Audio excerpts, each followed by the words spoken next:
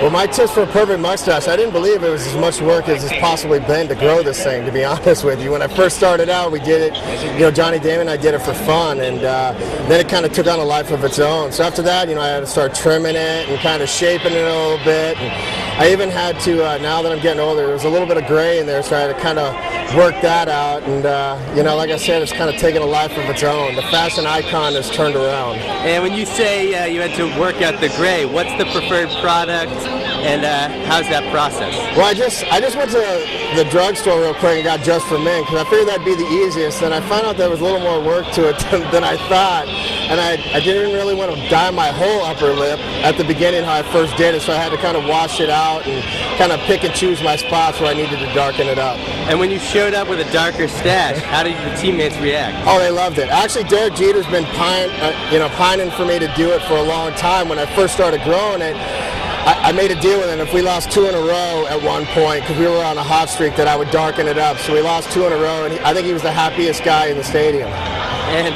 over the years, a lot of great stashes.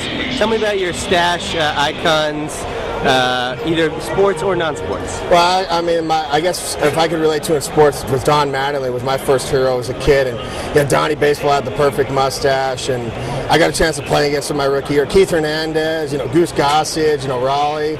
So there's been a lot of guys that have sported the stash. So maybe it's my tribute to them.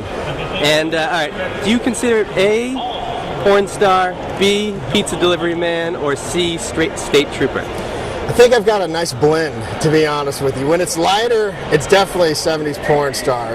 Right now, I could be, when it gets a little bit fuller, I definitely can be the pizza delivery man. And right now, if I had some mirror glass, I could be a pretty good state trooper, though. And what's the best part about having a stash? Is it the flavor saving? Is it something we haven't even considered? Tell us a little bit about the pros and cons. Well, definitely, I think the biggest thing, definitely the cons, is you got to watch what you eat, because it could stay in there for days. And I guess definitely the pros are when people kind of look at you, they kind of look at you with that, like Scott Rowland said it best, it's so creepy, it's awesome. Last question, and probably the most important question.